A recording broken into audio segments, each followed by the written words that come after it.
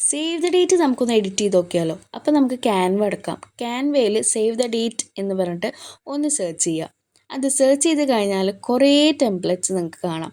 ഇഷ്ടമുള്ള ടെംപ്ലേറ്റ്സ് ഒന്ന് സെലക്ട് ചെയ്യുക. ഞാനിപ്പോൾ ഈ ഒരു ടെംപ്ലേറ്റാണ് സെലക്ട് ചെയ്തിട്ടുള്ളത്.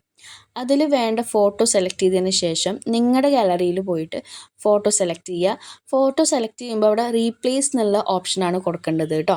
അത് റീപ്ലേസ് എന്നുള്ള ഓപ്ഷൻ കൊടുത്തതിന് ശേഷം നിങ്ങൾക്ക് ടെക്സ്റ്റ് മാറ്റാവുന്നതാണ്. ടെക്സ്റ്റ് ഞാനിപ്പോൾ പേര് മാത്രമേ കൊടുക്കുന്നുള്ളൂ, ബാക്കി വിവരങ്ങളൊന്നും ഞാൻ കൊടുക്കുന്നില്ല. നിങ്ങൾക്ക് ടെക്സ്റ്റ് മാറ്റാം, വെന്യൂ മാറ്റാം, നിങ്ങളുടെ ഇഷ്ടത്തിന് അനുസരിച്ച് മാറ്റാവുന്നതാണ് കേട്ടോ. അത് കഴിഞ്ഞിട്ട് എക്സ്പോർട്ട് ചെയ്യുക. എക്സ്പോർട്ട് മുകളിൽ ആ ഒരു ഐക്കൺ കാണുന്നുണ്ടാവും. എക്സ്പോർട്ട് ചെയ്ത് കഴിഞ്ഞാൽ ഡൗൺലോഡ് എന്നുള്ള ഓപ്ഷൻ കൊടുക്കുക. ഇവിടെയും രണ്ടാമത് ഡൗൺലോഡ് എന്നുള്ള ഓപ്ഷൻ കൊടുത്തതിന് ശേഷം നിങ്ങളുടെ ഡിസൈൻ പ്രിപ്പയർ ആയിക്കൊണ്ടിരിക്കുകയാണ്. ഇതിൻ്റെ ഫൈനൽ റിസൾട്ട് കണ്ടിട്ട് ഒന്ന് ട്രൈ ചെയ്ത് നോക്കുക. ഈ വീഡിയോ സേവ് ആക്കുക, ഷെയർ ചെയ്യാൻ പറ്റുമെങ്കിൽ ഷെയർ ചെയ്യുക. ഇതിൻ്റെ ഫുൾ വീഡിയോ വേണമെങ്കിൽ ഒന്ന് കമൻറ്റ് ചെയ്ത് പറയാം കേട്ടോ. നിങ്ങൾക്ക് വീഡിയോ ഇഷ്ടപ്പെട്ടെങ്കിൽ ലൈക്ക് ചെയ്യുക, ഷെയർ ചെയ്യുക, സബ്സ്ക്രൈബ് ചെയ്യുക. അപ്പോൾ എല്ലാവർക്കും ബൈ ബൈ.